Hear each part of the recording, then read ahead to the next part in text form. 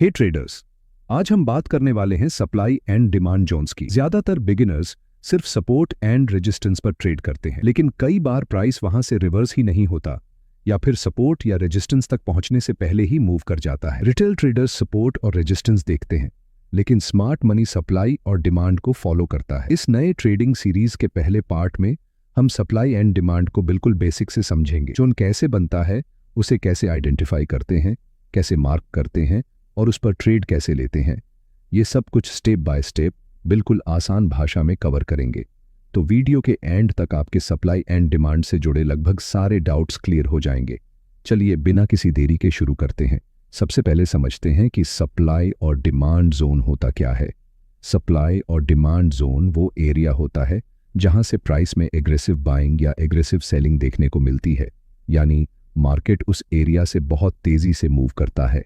इस चार्ट को देखिए, जब किसी जोन पर बाइंग प्रेशर सेलिंग प्रेशर से ज्यादा हो जाता है तो वहां हेवी बाइंग की वजह से मार्केट तेजी से ऊपर मूव करता है। इसी तरह अगर सेलिंग प्रेशर ज्यादा हो तो मार्केट तेजी से नीचे गिरता है। अब सवाल आता है कि हमें ये जोन्स आइडेंटिफाई क्यों करने चाहिए, क्योंकि इतना बड़ा मूव हम जैसे रिटेल ट्रेडर्स नहीं कर सकते। ऐसे मूव्स ज्यादातर बैंक्स, हेज फंड्स और बड़े इंस्टीट्यूशंस की बाइंग और सेलिंग की वजह से आते हैं। और जब ये इंस्टीट्यूशंस किसी एरिया से ट्रेड करते हैं तो वहां एक स्ट्रॉन्ग सप्लाई या डिमांड जोन बन जाता है, जहां फ्यूचर में प्राइस दोबारा रिएक्ट कर सकता है। ये कॉन्सेप्ट सपोर्ट एंड रेजिस्टेंस जैसा ही है, लेकिन कई सिचुएशंस में उससे ज्यादा इफेक्टिव माना जाता है। जैसे इस चार्ट में अगर मैं सिर्फ सपोर्ट ड्रॉ करूं तो हमें सिर्फ एक लाइन मिलती है, लेकिन फ्यूचर में जब प्राइस उस सपोर्ट के पास आता है तो कई बार वो लाइन तक पहुंचने से पहले ही रिवर्स हो जाता है। इस वजह से एंट्री मिस भी हो सकती है। वहीं अगर हम डिमांड जोन ड्रॉ करें तो हमें एक पूरा एरिया मिलता है, और इस एग्जाम्पल में देखिए प्राइस इसी जोन को टच करके रिवर्स हुआ है। इसी वजह से सप्लाई एंड डिमांड में ट्रेड मिस होने के चांसेस काफी कम हो जाते हैं। यही सप्लाई एंड डिमांड जोन्स का सबसे बड़ा एडवांटेज है। आपको सप्लाई एंड डिमांड का बेसिक तो समझ आ गया होगा, बट एक strong supply and demand zone को कैसे आइडेंटिफाई करना है वो समझते हैं। तो अब बात करते हैं कि एक स्ट्रॉन्ग सप्लाई या डिमांड जोन को आइडेंटिफाई कैसे करें। सबसे पहले हमें चार्ट पर ऐसा मूव देखना है जहां से मार्केट बहुत तेजी से मूव हुआ हो, कुछ इस तरह। और ध्यान रहे, उस मूव में छोटी कैंडल नहीं बल्कि बड़ी और स्ट्रॉन्ग मोमेंटम वाली कैंडल्स होनी चाहिए। जितना एक्सप्लोसिव मूव होगा उतना ही वो सप्लाई या डिमांड जोन स्ट्रॉन्ग माना जाएगा।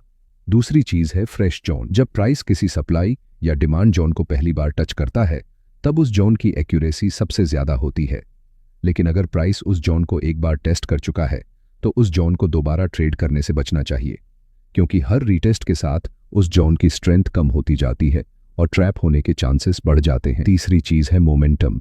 जब प्राइस किसी जोन से निकले तो उसमें क्लियर मोमेंटम होना चाहिए। अगर प्राइस जोन से निकलने के बाद सिर्फ साइडवेज चल रहा है तो ऐसे जोन्स को अवॉइड करना बेहतर है, क्योंकि ये वीक जोन्स हो सकते हैं। लेकिन एक बात का ध्यान रखिए, अगर मार्केट पहले से ही किसी एरिया में साइडवेज चल रहा हो और उसके बाद वहां से एक स्ट्रॉन्ग ब्रेकआउट मिले तो उस एरिया को सप्लाई या डिमांड जोन माना जा सकता है, क्योंकि साइडवेज मार्केट में लिक्विडिटी बिल्ड होती है और इंस्टीट्यूशंस अक्सर वहीं से अपने बड़े ऑन ऑर्डर्स एग्जीक्यूट करते हैं। बस याद रखिए, साइडवेज जोन बनाना ठीक है, लेकिन अगर जोन से निकलने के बाद भी प्राइस सिर्फ साइडवेज ही चल रहा हो तो उस जोन को अवॉइड करना चाहिए। अब तक हमने strong supply and demand zone को पहचानना सीख लिया। अब सबसे इंपॉर्टेंट सवाल आता है, इसे चार्ट पर सही तरीके से ड्रॉ कैसे करें। चलिए अब वही समझते हैं। अब बात करते हैं कि सप्लाई और डिमांड जोन को ड्रॉ कैसे करें। इस एग्जाम्पल से समझते हैं। इसके लिए सबसे पहले हम इस चार्ट पर उस एरिया को आइडेंटिफाई करना है जहां से प्राइस ने एग्रेसिव मूव दिया हो, और यहां से प्राइस इस एरिया से तेजी से ऊपर गया है तो हम उस मूव से पहले वाली लास्ट सेलिंग कैंडल को डिमांड जोन के रूप में मार्क करेंगे। और इसी तरह अगर प्राइस किसी एरिया से तेजी से नीचे गिरा है तो हम उस मूव से पहले वाली लास्ट बाइंग कैंडल को सप्लाई जोन के रूप में ड्रॉ करेंगे। अब इस चार्ट को देखिए, यहां मार्केट पहले कुछ टाइम तक साइडवेज रहा और उसके बाद एक स्ट्रॉन्ग बुलिश मूव दिया। अब आप वीडियो को यहीं पॉज कीजिए और कमेंट में बताइए कि इस चार्ट में आप डिमांड जोन कहां ड्रॉ करेंगे। अगर आपने पूरे साइडवेज एरिया को डिमांड जोन माना है तो आप बिल्कुल सही हैं, क्योंकि जैसे मैंने पहले बताया था, साइडवेज मार्केट में लिक्विडिटी बिल्ड होती है और इंस्टीट्यूशंस अक्सर इसी एरिया से अपने बड़े ऑन ऑर्डर्स एग्जीक्यूट करते हैं। इसी वजह से जब फ्यूचर में प्राइस दोबारा इस जोन में आता है तो यहाँ से रिवर्स होने की प्रोबेबिलिटी काफ़ी ज़्यादा होती है। अब आते हैं वीडियो के सबसे इम्पॉर्टेंट पार्ट पर, सप्लाई एंड डिमांड पर ट्रेड कैसे करें। जब आपको एक स्ट्रॉन्ग सप्लाई या डिमांड जोन मिल जाए, जैसा कि हमने इस वीडियो में आइडेंटिफाई करना सीखा है, तो सबसे बड़ी गलती ये होती है कि बहुत से लोग प्राइस के जोन में आते ही डायरेक्ट एंट्री ले लेते हैं, लेकिन हमें ऐसा नहीं करना है। हमें एंट्री लेने से पहले कंफर्मेशन का वेट करना है। कंफर्मेशन के लिए आप कैंडलस्टिक पैटर्न्स, वॉल्यूम या फिर लोअर टाइम फ्रेम कंफर्मेशन का यूज कर सकते हैं। इस एग्जाम्पल में हम कैंडलस्टिक पैटर्न का यूज करेंगे। जब प्राइस दोबारा डिमांड जोन में आया तब हमने तुरंत एंट्री नहीं ली, हमने वेट किया और यहाँ एक हैमर कैंडल बनी जो एक बुलिश रिवर्सल का सिग्नल देती है। इस कंफर्मेशन के बाद हम यहाँ एंट्री ले सकते हैं। अगर आप और भी एक्यूरेट एंट्री चाहते हैं तो लोअर टाइम फ्रेम पर जाकर किसी स्ट्रॉन्ग रिवर्सल पैटर्न का कंफर्मेशन लेकर ट्रेड एग्जीक्यूट कर सकते हैं। तो दोस्तों, आज की वीडियो में बस इतना ही। अगर वीडियो से कुछ नया सीखने को मिला हो तो वीडियो को लाइक करें और चैनल को सब्सक्राइब करना ना भूलें। मैं मिलता हूं आपसे अगली वीडियो में।